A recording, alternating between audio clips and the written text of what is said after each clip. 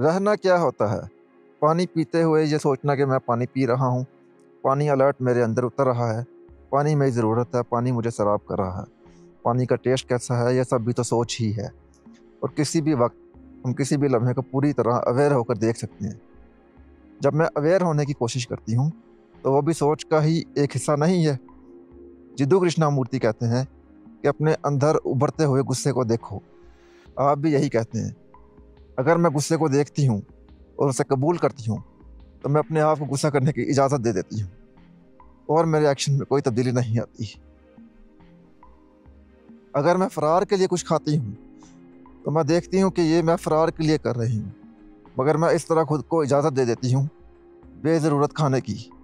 मैं अपने नफ्स को कैसे काबू में रखूँ?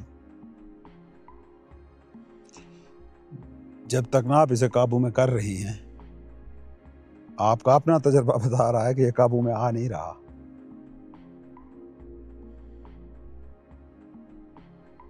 कैसे आपने करना है ये डिपेंड करता है। मिसाल के तौर पे अगर आज से 300-400 साल पीछे हम होते तो हम ये बातें इस अंदाज में शायद कर भी ना रहे होते। आज इस अंदाज में बातें कर रहे हैं क्योंकि आज का इंसान इस तरह का है।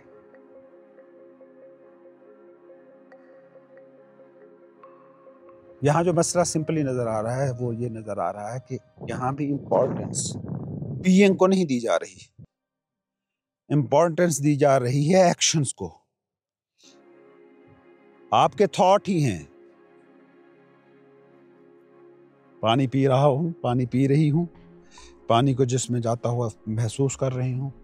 साथ ही ये थॉट भी कि पानी जिंदगी देता है, वो जो हिस्ट्री से आपने जाना हुआ है। तो मश्क के तौर पे आप करते रह सकते हो, लेकिन असूली बात यह है कि जैसे जैसे आपने मिसाल दी ना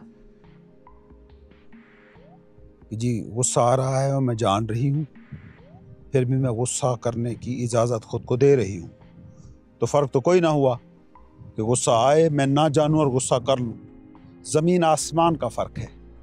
अगर आपने ज़िंदगी में ना एक भी दफ़ा ऐसा गुस्सा किया है जिसमें आप जान रहे हो, गुस्से के खिलाफ नफ़रत रखे बिना गुस्से को गुस्से की फेस वैल्यू पर कबूल करते हुए ऐसा समझते हो कि जैसे यही ही एक्ट है जो इस वक्त मुझे करना ही करना है, पूरा एहतराम देते। ये नहीं कि पहले आपको गुस्सा आया फिर आपने जाना कैसे, जाना ऐसे कि गुस्सा बुरा होता है, गुस्सा नहीं करना चाहिए, गुस्सा खून जलाता है, गुस्सा दूसरे के जुर्म की सज़ा खुद को देना है। और गुस्से के बारे में जो जो फिक्र आपने सुन रखी, ये गुस्से के बारे में अवेयरनेस नहीं है, ये गुस्से के बारे में इंफॉर्मेशन है। अवेयरनेस क्या है? अवेयरनेस ये है कि गुस्सा आ रहा है, इसके खिलाफ मैं कोई मुदाफ़ियत ना करूं, कोई नफरत का जज्बा पाले, मतलब अपोजिट थॉट को लाए, कन्फ्लिक्ट को लाए बिना ना उसको कर लूं, ये जानते हुए। अगर कॉन्फ्लिक्ट आ भी रहा है कि माइंड का काम है कॉन्फ्लिक्ट पैदा करना, ये तो अपोजिट थॉट लेके आएगा। हाँ, फिर मैं कहता हूँ फिर इतनी सी अवेयरनेस भी ना आपको वो गुस्सा करने नहीं देगी, सही तरीके से नहीं करने देगी। सही तरीके का गुस्सा फिर वही होगा जो आप अनकॉन्शियसली करते हैं, जो बेहोशी में करते हैं, और उसकी फिर कीमत चुकाते हैं। कीमत चुकाने से ही बचना है ना, वरना गुस्से में क्या मसला है? फैमिलियाँ टूट जाती हैं, बिजनेस डूब जाते हैं, गलत फैसले हो जाते हैं, गलत फिक्रा कह जाते हैं, दोस्तियाँ टूट जाती हैं। यही तो कीमत है, इसी से डर रहे हैं, वरना गुस्से का क्या डर है?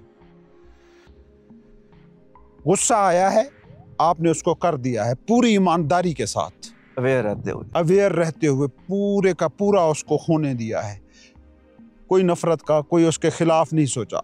हम आमतौर पर ये करते हैं, और ये कृष्णमूर्ति का हवाला भी दे रहे हैं, वो भी बेसिकली यही कहता है कि हम पहले कन्फ्लिक्ट लाते हैं फिर एक्ट करते हैं। एक्ट विदाउट कन्फ्लिक्ट कर लो, आप एक्ट तो कर लो ना। इस वक्त एक एक्ट शिद्दत से आया हुआ है, उस एक्ट को करो, उसमें पूरी तवज्जो दो, पूरे का पूरा फोकस दो, माइंड का फोकस दो, क्योंकि आप अदरवाइज इसको जान ही नहीं सकते। सीधा सीधा आपने एक चीज़ सीखी हुई है, वो सीधी सीधी चीज़ ये सीखी हुई है कि कॉन्शियसनेस जो है ना वो अटैच है विद माइंड। तो सारे का सारा आपका जो कुल तजर्बा है ना वो मेंटल तजर्बा है, माइंड का तजर्बा है। तो माइंड को ही इन्वॉल्व करोगे ना इस तरह की टेक्निक में। भी गुस्सा आ रहा है, दफ़ा करो, इसके क्या कॉन्सिक्वेंसेस निकलेंगे, इट्स ओके, मैं कर रही हूँ तो कर रही हूँ, और ये इस वक्त का मेरा महबूब तरीन अमल है, ये मेडिटेशन है। मैं इसको पूरे सैक्रेडनेस के साथ, तकद्दुस के साथ ना इस गुस्से को सर अंजाम दूंगी। अगर इस तरीके से आप एक दफ़ा भी गुस्सा कर लेना ज़िंदगी में, फिर कभी आप ये गुस्सा नहीं कर सकते। इसी तरह इन्होंने खाने का कहा कि मैं खाने को हर अवेयर होकर देख तो रही हूँ, मगर मैं अवेयरनेस के अंदर नहीं ज़्यादा खाया, ज़रूरत से ज़्यादा अवेयरनेस के अंदर आप ज़रूरत से ज़्यादा खा नहीं सकते ना। अवेयरनेस इसी का तो नाम है, ये लुकमा है, आपके हाथ में है, क्यों खा रहे हो? क्योंकि जिस्म की ज़रूरत है। जिस्म की कितनी ज़रूरत है? जिस्म बोलता है, अगर आप सुनने के लिए मौजूद हों तो जिस्म बोलता है। अनकॉन्शियसली जब आप खाते हो तो जिस्म काफ़ी देर बाद बोलता है। साइंटिफिकली भी वो कहते हैं कि जो भूख का आपका एहसास है ना, ये जो कहते हैं सैलेड खाओ, सब्ज़ी खाओ, उसके पीछे रीज़न क्या होती है कि सैलेड हो या सब्ज़ी सादा हो या रफ फूड हो ना, वो इतनी ज़्यादा खाई जाती है कि पेट भरने का एहसास और भूख मिटने का एहसास दोनों एक वक्त में होते हैं।